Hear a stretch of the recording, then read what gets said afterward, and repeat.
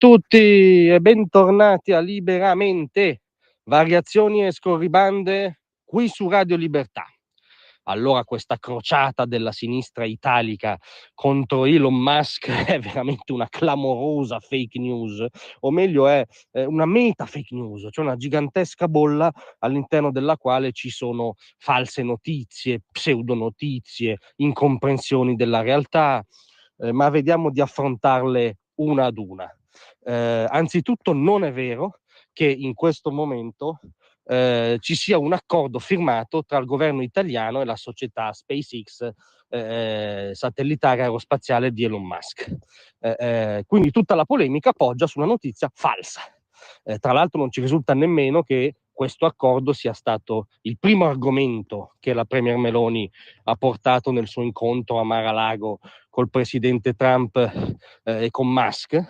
Come può intuire chiunque abbia due neuroni, il primo argomento sarà stata la intricatissima situazione di Cecilia Sala, tenuta in ostaggio dalla teocrazia degli Ayatollah, e non ci risulta essere stato il primo argomento in agenda. Ci risulta che ci siano trattative e interlocuzioni da tempo per adottare il sistema satellitare Starlink, il più avanzato e performante della contemporaneità.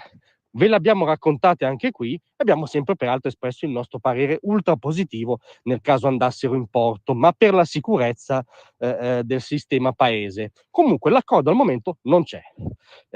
Non solo, ehm, ma viene omessa con disinvoltura una ovvietà, cioè il fatto che qualunque sistema di comunicazione e telecomunicazione italiano ed europeo utilizza delle quisquiglie che si chiamano Google, Apple, Microsoft, cioè utilizza tecnostrutture statunitensi, piattaforme statunitensi di grandi aziende statunitensi che fanno fatturato negli Stati Uniti.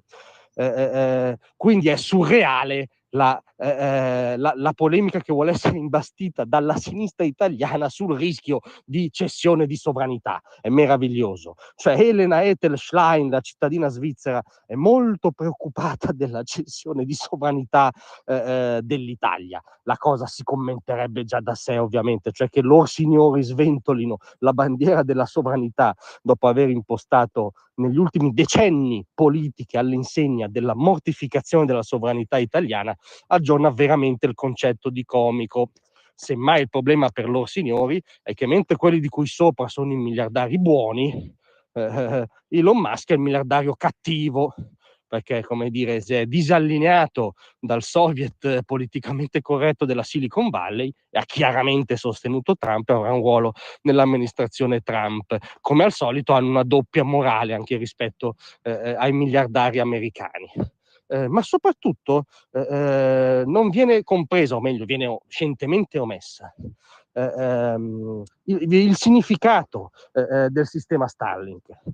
Cioè Musk ha rivoluzionato il paradigma della tecnologia satellitare. I vecchi satelliti geostazionari stanno in media a 36.000 chilometri dalla Terra. I satelliti del suo sistema stanno in media a circa 500 chilometri dalla Terra. Questo garantisce ovviamente una velocità, una certezza del segnale, una continuità della connessione imparagonabili, che ovviamente calate in strutture militari garantirebbero un vantaggio competitivo, quindi un beneficio per la difesa e la sicurezza del paese oggettivo.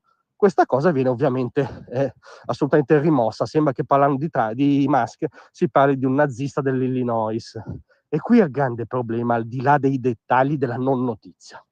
Il problema è che Musk li fa impazzire perché rappresenta tutto quello che odiano, tutto quello che loro non sono.